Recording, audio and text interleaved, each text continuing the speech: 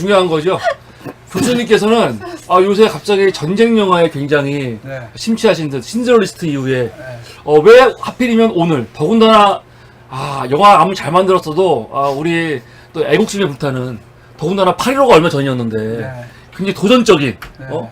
왜 이런 영화를 하셨을까? 네. 왜 하필이면 이오지마에서 온 편지를 이 시국에 추천하셨을까? 송기영의 오프닝 크레딧입니다. 네, 이제 우선 첫 번째는 지난 우리가 이제 2차 세계대전 서양사에서 이제 2차 세계대전 관련 부분을 영화를 지금 세 번째 보는 거 같죠. 신드러 리스트랑 그다음에 지난번에 본 라이언 일병과이랑 오늘 이오지마에서 온 편지인데 이제 지난번에 라이언 일병 구하긴 그거죠. 사실 이제 너무나 어처구니 없는 임무, 너무나 어처구니 없는 임무를 받고 라이언 일병을 데리러 갔는데 그 사람들이 거의 다 죽었단 말이죠. 그 중대장까지 죽었는데 결국 마지막 장면이 너무 좀 미국의 국수주의적 그런 게 있지만 하여튼 너희들이 꼭 라이언 일병만이 아니라 2차 세계대전을 겪고 살아남은 사람들은 정말 무수하게 숭고한 아주 위대한 전투에 동원됐건 아니면 아주 하찮은 임무에 동원됐건 많은 사람들의 희생이 있어서 너희들이 살아남았으니까 인생을 정말 제대로 살아야 된다. 인생을 잘 살아야 된다. 그런 이제 약간 교훈적인 이야기를 강조했죠. 물론 전쟁의 어떤 황당함 이런 것도 했지만 근데 오늘 이제 제가 이오지마에 온 편지를 같이 보자고 한 것은 크게 두 가지 이유였습니다. 굉장히 난관이 많죠. 우리로서는 사실 일본에 대해서 이야기 나오는 것을 그것이 객관적인 평가라도 굉장히 기분이 좋지 않죠. 그렇지만 우리가 이제 첫 번째는 클린트 이스트우드라는 영화인, 미국의 영화인에 대해서 좀 이야기를 하려고 그러고, 둘째는 이 전쟁이라는 게 지난번에 신들러 리스트도 개인의 어떤 신들러의 어떤 개인의 영웅적 행위랄까? 또 라이언 일병 구하기도 좀 그런 어떤 숭고한 면 그런 게 있죠. 그 사람을 구해서 너무나 헛된 사람들이 정말 어떻게 보면 개죽음을 한 건데 그래도 너희들이 살아남았으니까 너희들은 인생을 제대로 살아야 된다. 그런 교훈을 줬다 보면 오늘 이오지마에서 온 전투 이거는 이오지마에서 온 편지는 정말 전쟁이라는 게 얼마나 무모한가. 그거는 미국이나 일본이나 똑같은 입장에서 그렸는데 사실 이제 우리가 세계 태평양 전쟁, 그러니까 일본이 가해자로 일으킨 태평양 전쟁에 대해서는 일본에 대해서 굉장히 부정적인 그런 것만 받고 일본 내에서는 사실 또 거꾸로 그런 영화를 못 만들어요. 왜냐면 잘못하면 매국노란 이야기를 받으니까. 근데 이 이오지마에서 온 편지는 비교적 우리로서는 좀 불쾌한 점이 많지만은 태평양 전쟁의 한 단면을 기존의 상투적인 태평양 전쟁, 그러니까 일본은 무조건 다 나쁜 놈들이고 그렇게 그리지 않아서 비교적 중립적인 시선에서 그렸다. 그런 평가를 받는 작품입니다. 그래서 이제 그러고 우리도 하여튼 거듭 말하지만 전쟁이라는 게 얼마나 무모한 건가 이런 걸 한 번 더 확인하자. 그래서 사실 지금 이제 1945년 그리고 우리는 1950년에 6.25가 일어난 다음에 지금 60년이 좀 더 넘었는데 사실 잘 모르죠. 사실 여러 가지로 좀 그렇게 국제 정세도 그렇고 여러 가지로 좀 쉽지 않은 상황인데 그래서 전쟁이 벌어지지 않는 상황에서 우리가 전쟁을 겪지 않은 사람들이 대부분이지만 전쟁을 겪지 않았더라도 거의 어떤 인간이나 이런 사람 생명이나 이런 게 얼마나 소중한 건가 그런 걸 한 번 더 확인하기 위해서 영화를 보자고 했는데 첫 번째 드린 말씀은 클린트 이스트우드에 대해서 말씀을 드립니다. 클린트 이스트우드는 요새 잘 모르시는 분들이 많을 텐데 클린트 이스트우드가 1930년생이에요. 네. 1930년생이고 키가 193cm입니다. 193이요? 네, 엄청나게 커요. 거인입니다. 그러니까 미국인으로도 굉장히 크죠. 193cm인데 고등학교를 자기가 이야기를 안 하는데 클린트 이스트우드 개인 생활에서 거의 다 이야기를 합니다. 자기 자신이 정확하게 몇 명인지도 절대로 이야기를 안 해요. 사생활을 절대로 많구나. 진정한 연예인이네. 많죠. 진정한 연예인. 많구나. 네. 그러니까 그 유명한 말 있어요. 나는 나 자신을 보호할 수 있다. 그렇지만 내 자식들은 보호할 수 없어서 누구랑 관계에서 누구랑 낳는지 이런 얘기 절대로 하지 않습니다. 근데 이게 사람들이 알긴 알아요? 잘 모르죠. 그럼 자기가 이야기를 안 하는데. 봤을 때는 알겠죠, 아버지가 그래도 누군지. 파파라치들이 예. 근데 하여튼 그래서 아이고, 예. 그렇지 않아요? 철저한 자유주의자입니다. 철저한 자유주의자인데 맞아. 그건 얘기하고 1930년생인데 비교적 중산층 가정에서 태어났는데 워낙 사고를 맞춰서 고등학교를 졸업을 못했어요. 아. 그러니까 지난번에 본 톰 행크스. 행크스는 대학을 다니다가 대학을 때려쳐서 대학을 포기한 사람 중에 랭킹 4위를 했는데 클린트 이스트우드는 본인은 말을 안 하지만 옆에 사람들의 증언에 따르면 고등학교를 마치지 못했어요. 그러면 최고네요. 그러니까 대학문에 가지도 못하고 고등학교를 마치지 못했다는 게 정설입니다. 그래서 이제 여러 가지 직업을 전전하다가 워낙 키가 크니까 키가 크고 클린트 이스트우드가 눈매가 아주 저거예요. 눈매가 특징이 있어요. 그래가지고 누가 그걸 눈여겨서 그 연기 역을 몇 개 줬는데 감독들이 야 저런 키만 커다라가지고 완전히 무슨 연기가 무슨 목소리 연기래 왜 이렇게 연기가 뻑뻑해 그래서 욕을 진작 먹었다가 로하이드라는 TV 시리즈가 있었어요. 그게 목동 서부의 그러니까 그 카우보이들을 다룬 영화였어요. 그 소떼를 모고 다니는 일단에 그 이제 왜 카우보이들이 돈을 어떻게 버냐면 큰 소떼를 맡아가지고 그거를 이동시켜 주면서 돈을 받거든. 그래서 거기에 대장도 아니고, 그러니까 조수, 대장의 조수급으로 출연해서 뜨기 시작했습니다. 그 로하이드가 옛날에 1960년대 미국의 보난자라는 TV 시리즈가 있었고, 그 전에 로하이드라고 굉장히 유명한 그 카우보이들 그 시리즈에서 떴어요. 근데 주연이 아니라 그 조연으로. 그러다가 결정적으로 뜬 게 어디냐? 그 로하이드의 주연 배우가 있습니다. 클린트 이스트보다 훨씬 잘생겼어요. 근데 그 사람한테 세르지 레오네가 스파게티 웨스턴으로 유명한 세르지 레오네가 이탈리아 감독인데 네. 그 이탈리아 스파게티 웨스턴의 네. 그 영화에 네네. 그게 뭐냐면 뭐 한 줌의 달러를 위해서 그런 뭐 황야의 무법자. 황야의 무법자 황야의 그런 우리나라는 다 무법자. 황야의 무법자라고 네, 네. 하니까 그의 주연을 제시했는데 그 사람이 그거를 내가 왜 시시하게 저 세르지 레오네라고 어디서 듣도 보도 못한 저 이태리 놈이 주연을 안 가. 그래서 클린트 이스트가 대신 갔어요. 네. 그렇죠. 거기서 이제 완전히 세계적인 스타가 됐어요. 잘 됐네. 그러면서 이제 그 절정이 더 굿, 더 배, 더 어글리 그거야. 더 굿, 더 배. 석양의 무겁. 성향 모자 원자니까 모르겠네. 그쵸. 뭐냐면 모르겠는데 남북 전쟁 때 석양의 남군이 무겁다. 숨긴 보물을 찾으려고 네. 3명 악당이 모이는 거예요. 아, 재밌겠네요. 재밌죠. 그 유명한 영화예요. 엄청 재밌죠. 더 굿, 더 배드, 더 어글리 거야. 네. 놈놈놈이 그거 따라했나 네, 봐. 맞아요. 그거요. 그쵸. 그거 따라한 거야. 따라한 놈놈이 따라한 거죠. 거야. 더 굿, 더 배드, 더 어글리. 그러니까 옛날에 송강호, 정우성, 네. 이병헌 나오는 그게 네, 네. 그걸 만들면 따라한 그걸 그렇죠. 리메이크한 거야. 아, 그래요? 그래서 그게 아주 세계적이니까 서북의 세 배의 히트를 쳤는데 거기서 클린트 이스트가 어떤 역할을 했냐? 좋은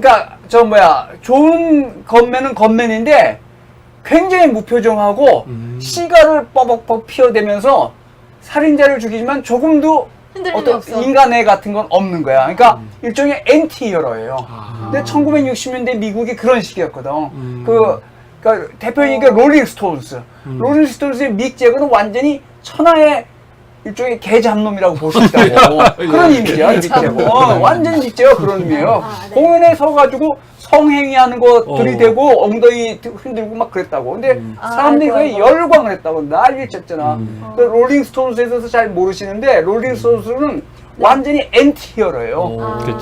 그러니까 비틀즈만 해도 이렇게 다 했지만 건전한데? 롤링 스톤스는 믹 재거는 그 무대에 서가지고 네. 별 정말 치사를 다 했어. 그쵸. 근데 그거에 사람들이 그냥 완전히 대열광을 했다고. 리얼한 장면. 연기자 자기 받지 않았나요? 자기 받았죠. 몰라 아마 네. 그랬을 거예요. 워낙 그러니까 브리티시 유명하니까, 인베이전. 예. 그쵸. 유명, 그러니까 엄청나게 유명하죠. 정통은 비틀즈지만 비틀즈 못지않게 악마적인 이미지를 쓴 게 롤링 스톤스예요. 클린트 이스트가 그랬어요. 클린트 이스트가 그러니까 좋은 건맨인데 아주 내혹한 저거에 전혀 기존의 그러니까 서북의 어떤 그 정의로운 건맨에 그걸 깼어요. 그러면서 아주 세계적인 스타가 됐습니다. 클린트 이스트가 그 서북으로 떠서 그 세 편의 그 세르지 스파게티 웨스턴인데 굉장히 잔혹해요. 그쵸. 굉장히 잔혹한데 주인공은 하여튼 그 원래 클린트 이스트가 담배를 안 폈는데 세르지오 레네가 그거를 시가를 피라고 그랬대. 그래가지고 시가를 빡빡 피워대면서 총을 냉정하게 쏘고 뭐 조금 더 로맨틱한 그런 게 전혀 없어요. 그런 게 요만큼 더 완전히 엔티 이런데 그걸로 세계적인 스타가 됐어요. 그러면서 또 그 다음엔 뭐냐? 더티 헬이지? 예, 그쵸. 아, 더티 해리. 더티 헬이 경찰극으로 아주 잔악무도한 모르는 게 없어요. 그 더티 헬리는 그 굉장히 다룬 내용이 충격적입니다. 그치. 엄청 뭐, 알죠, 마약 진짜. 만망이다 무슨 강간하고 이런 사람들 쫓아다니고 네. 아주 리얼하게 강간하는 그런 신사. 그 더티 헬리는 뭐냐면 경찰인데 물불을 가리지 않는 경찰이에요. 그쵸. 그러니까 정말 악당들, 뭐 강간을 일삼는 악당들을 끝까지 쫓아가서 온갖 불법적인 방법을 다 동원해서 죽이는 거야. 한 방에. 거의 더- 공공의 적에 제가 든 스타일이네. 아, 근데 설명을. 공공의 적은 비교가 안 돼요. 비교가 안 돼요? 그쵸. 훨씬 더 잔혹한. 그게 이제 미국이 마약이 잔뜩 이용하고 그런 그 레이프 문제, 아. 그 강간 문제 그래서 더티 해리 시즌은 또 엄청 떴어요. 맞아요. 네. 그래서 이제 배우로 정말 그렇구나. 완전히 B급 배우도 아니고 C급 배우였어요. C급도 아니야 D급에 D급. 네. 저 자식 뭐 이렇게 키만 뻗쩍지 연기를 못해 그랬는데 완전 대박 스타가 됐네. 스파게티 웨스턴, 그다음에 더티 해리. 스파게티 웨스턴. 그런데 이 클린트 이스트가 감독까지 하는가? 그쵸. 감독을 무려 30편을 만들었습니다. 그러니까 많이 만들었죠. 오, 근데 진짜 잘 만든 근데 것 그 같아요. 30편 영화가 다 나름대로 괜찮아요. 네, 거의 네. 다. 그래서 첫 번째가 문제예요. 어둠 속에 네. 벨이 울릴 때라는 영화예요. 아, 맞아요. 그게 이제 그 DJ에 대해서 여자가 스토커를 하는 역할인데 그 노래도 유명하고 네, 그쵸. 예. 그게 The First Time Ever 내가 처음 당신의 얼굴을 봤을 때 그래서 그 여자가 근데 그 스티븐 킹의 미저리보다 더 더 무서운 영화예요. 오, 그래서 어둠 몰랐네요. 속에 벨이 울 때부터 감독을 시작했어요. 몰랐어.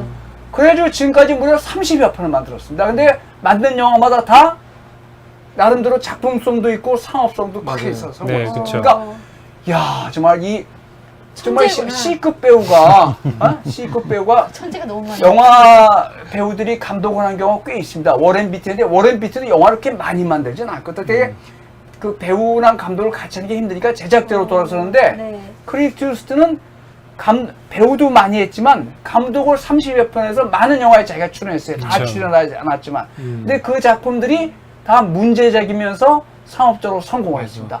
이게 정말 사람 정말 돌아버리게 만드는 거야. 상도 많이 받았죠. 그러니까 정통 감독들을 열받겠네요. 그렇죠. 그리고 네. 감독을 할 때 클린트 이스트는 테이크를 그러니까 샷을 많이 찍지 않는데요. 대학도 안 나는데. 대학이 막 고등학교를 그러니까. 그러니까 확실히 자기는 말은 하지만 고등학교를 졸업하지 못했다. 사고를 하도 많이 쳐가지고 고등학교를 졸업하지 못했다는 게 정설이에요. 근데 자기는 본연인데 그 영화들이 전부 나름대로 문제작이고 상업적으로 성공했어요. 맞아요. 그러니까 우리나라도 이제 이번에 이정재라는 배우가 헌트를 만들었는데 그걸 네. 보시면 아이고 갈 길이 멀구나. 그래요? 네. 보셨어요? 보셨습니까? 아니, 와. 나 처음 들었어. 나 지금 다 너무 잘 만들었던 영화이고, 이걸 교수님 처음 들었어. 긴장감을 놓치지 않는다고. 그 액션 그건이 있는데 너무 황당해. 너무 황당해요. 그러니까 뭐 정우성하고 이정재가 멋있다는 사람은 열심히 보겠지만 네. 너무했다. 알겠어. 뭐를 하려는지는 알겠는데 너무 설정이 비상소년보단 나았잖아요. 그러니까 어떤 사람이 이러더라고. 비상선언 이제 그걸 같이 봤는데 그 사람하고 그 사람이 또 비상선언처럼 짜증은 안 난대. 이거는 그냥 계속 총 쏴야 되거든. 그냥 볼만은 하다. 그분도 영화 모셔오셔야겠네요. 같이 얘기해야겠어요.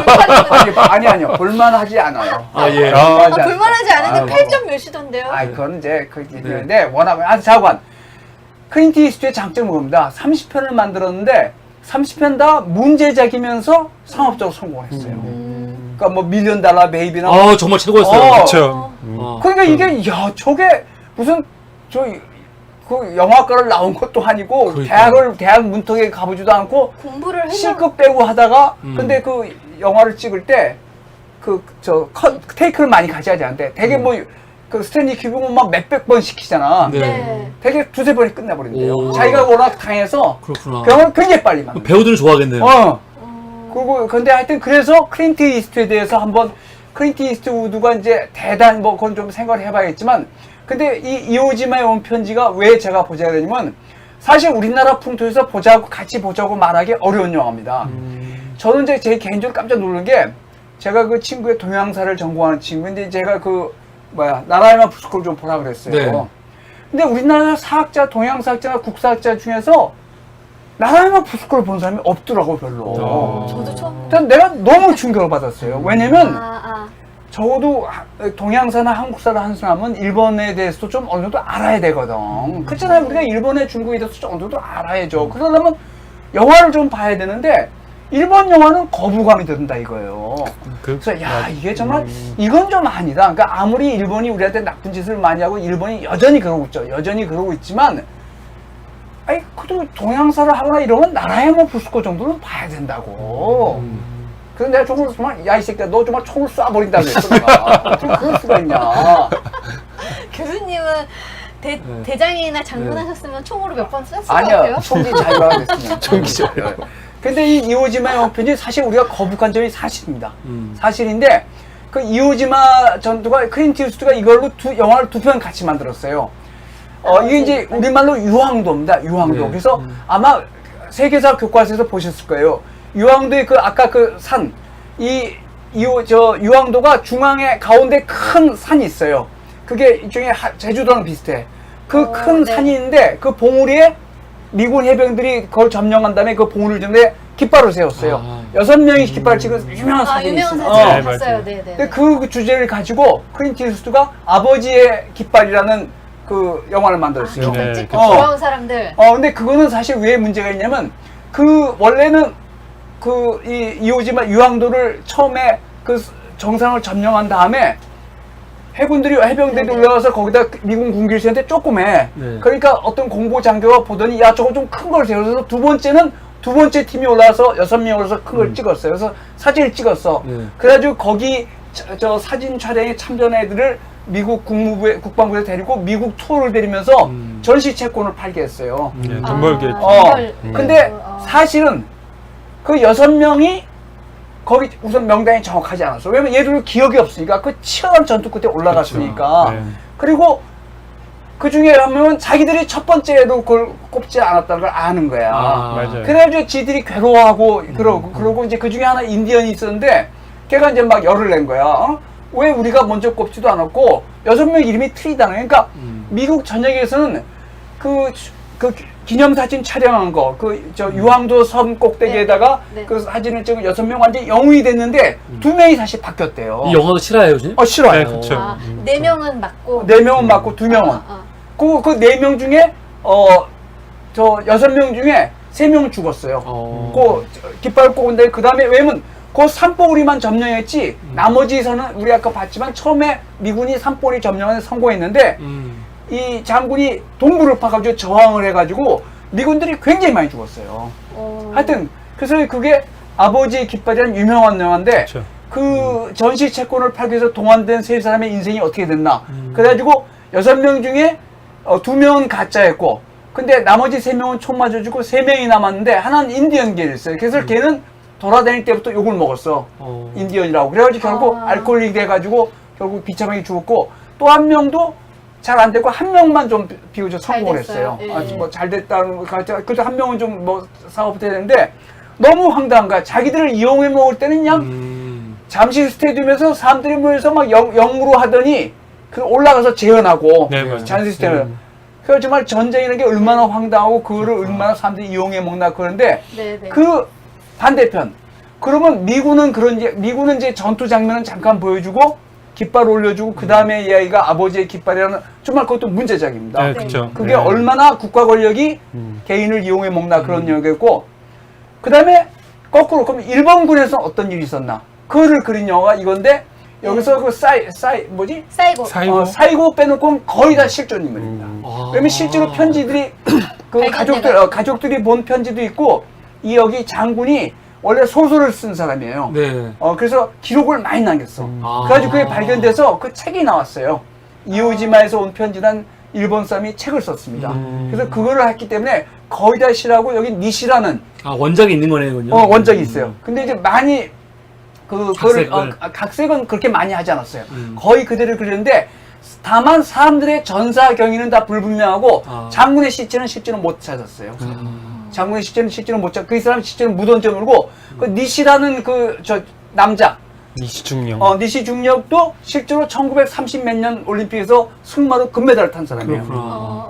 그래서 그 사람도 사인이 불명하잖아. 그 사람도 시신도 못 찾았어. 어. 그러니까 워낙 일본군도 많이 죽고 미국군도 많이 죽었는데 미국군이 필리핀을 탈환한 다음에 필리핀 쪽에서 일본으로 치고 올라가는데 섬들이 굉장히 많아요.